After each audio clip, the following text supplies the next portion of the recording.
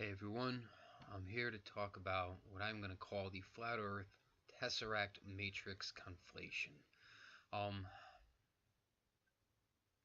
I believe that yes, we are in a computer, we're in a simulation, but that the Earth is in fact round and not flat. My evidence to that is that we have some people talk about being inside and outside the Tesseract, and here specifically to be able to do that, people like Sarah Adams here, Erin Rosthschild, who actually describes the Tesseract and says that this cube that we are in has 4 pillars. 1, 2, 3, 4, just like you would think, and that these 4 template pillars inject the sacred geometry into this Tesseract that is a substrate for our universe. Dark energy would be this substrate that has yet to come into contact with human consciousness. It's still blank, it's still full of math and perfect, but it hasn't been written on. There's a fella here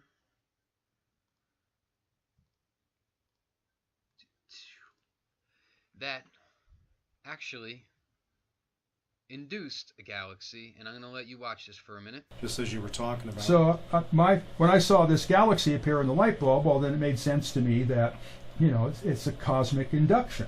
Okay, could you define what you're talking about when you say galaxy, though? Well, it was a plasma got started in the bulb, and it took the form of an actual galaxy. There were little stars and suns and spiral nebula with the body in the middle, and was very dynamic.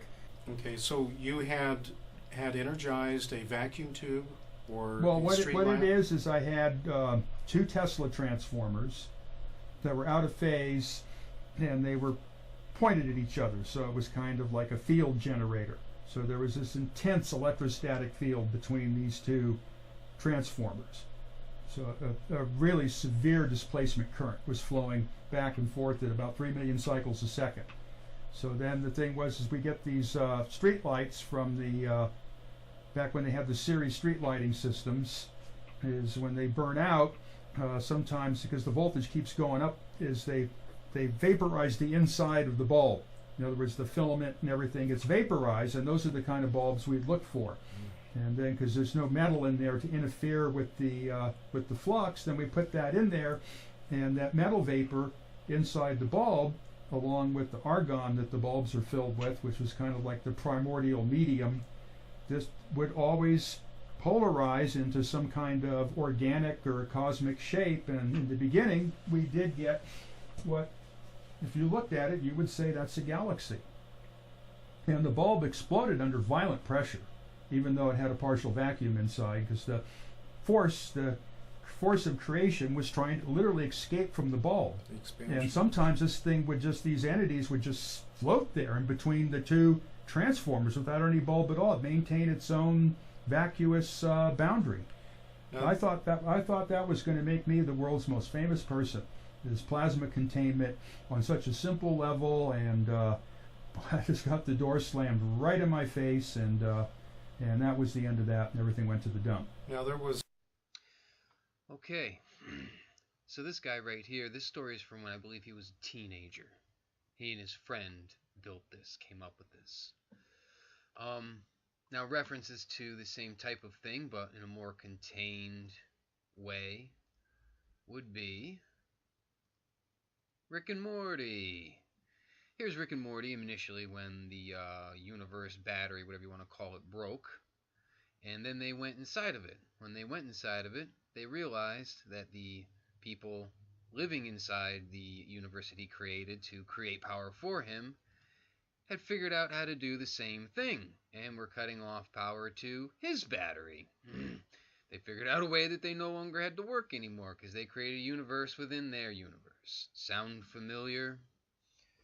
Okay. Now, despite the fact that this is all very well a simulation, it is still 3-dimensional. Still 3-dimensional. We still exist within a 3-dimensional space. Energy is fractal. It can be divided infinitely. And our consciousness, I believe, can be compacted or expanded to any size relative to wherever they are, or it is. We are.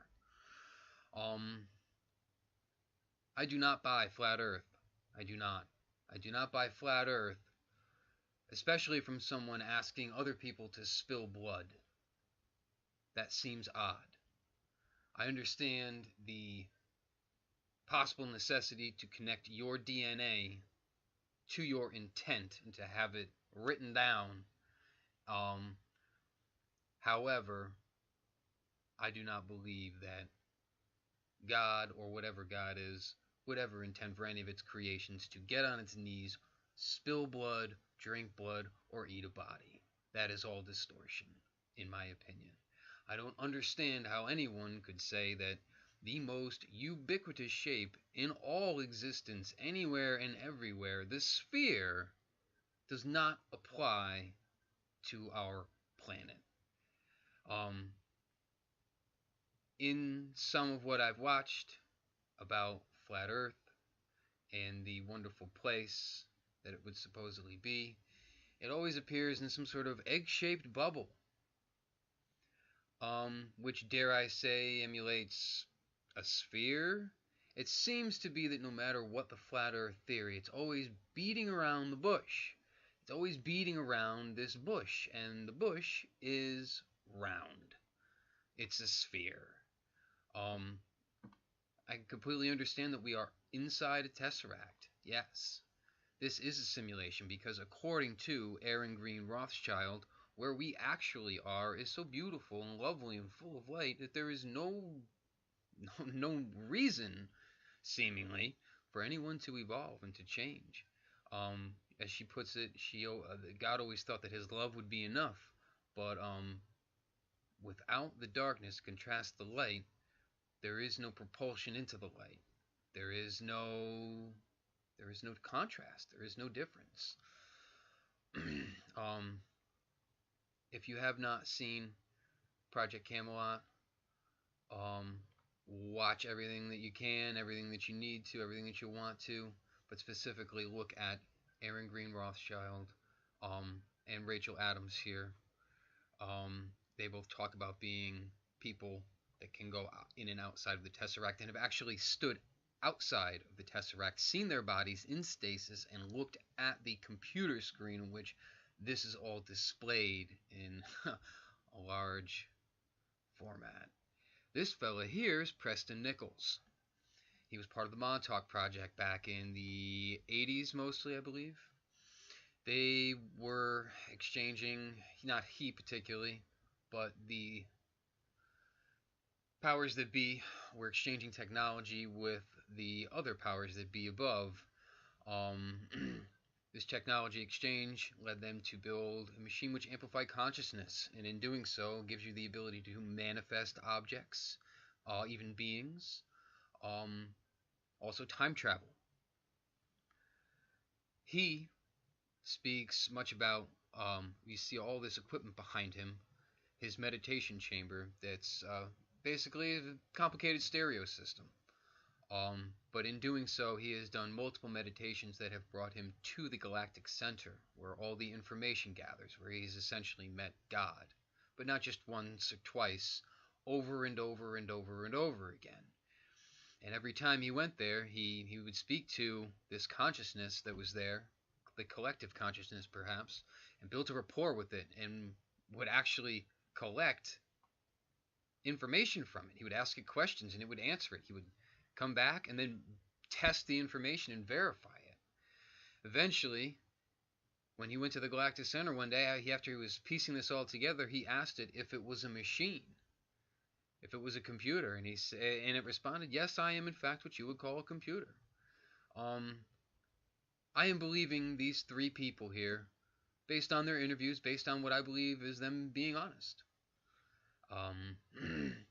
All their information seems to ring true to me. I'll tell you what, though, a flat Earth does not.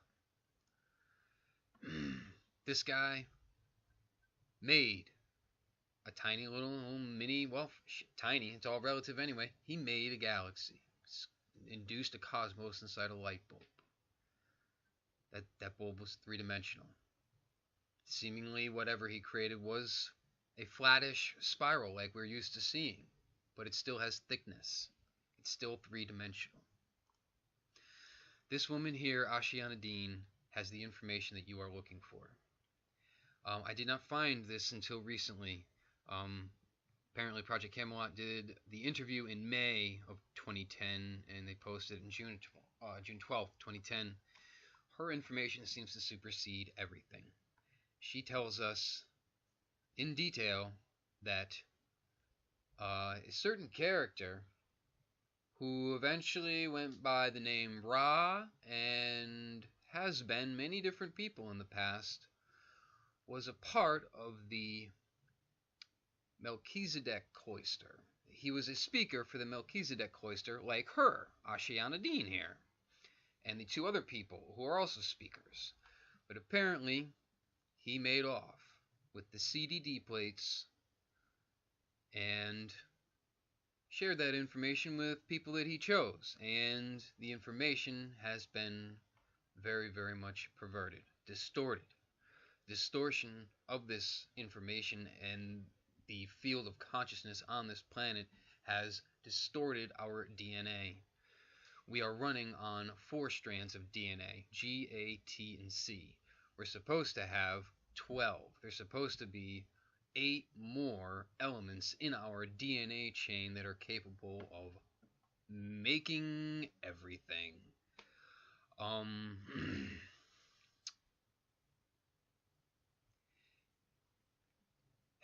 If you have not watched Ashayana Deane, watch it.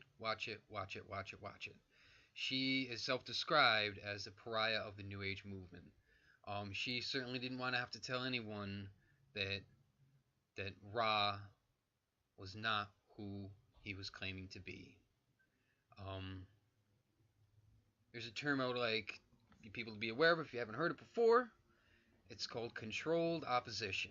Another way of describing it is the little lie for the big lie. Right now in the Anon community, we're experiencing a fella, I'll just call him AJ. He works for a place called, I'll just call it Info Whores. And he is controlled opposition. As well as his Woody with the woodpecker looking faced friend. You know who you are.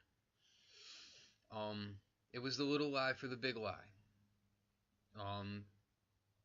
Giving you correct information while changing just a little bit of it.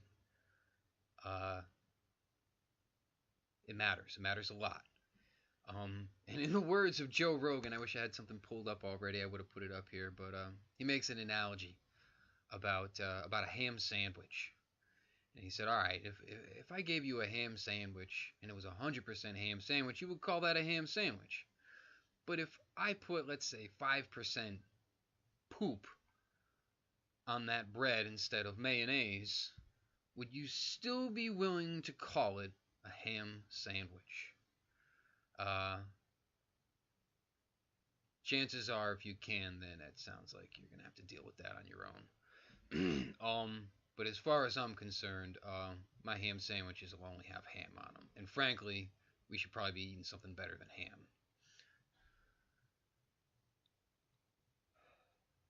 Everything zip file, yeah. So it comes in like a zip file, and when it opens, there's a lot of heat involved. Actually, you can feel the DNA activation. It comes through, the chakras activate, and there's like this heat field around me when it's coming through. Or sometimes, depending on the line, because there's different lines, different ones, different levels of the Guardian Alliance communicate, from different places, and some of the lines come in cold, like shiver, some of them come in hot. Okay. So some of them carry the images, and that's where the images are coming from. And at this point, there are thousands of them. There are thousands of intricate diagrams that come in this way. That's great. All right. This one, for instance, this is part of a huge series now, and this is a very simple one, as you'll see in some.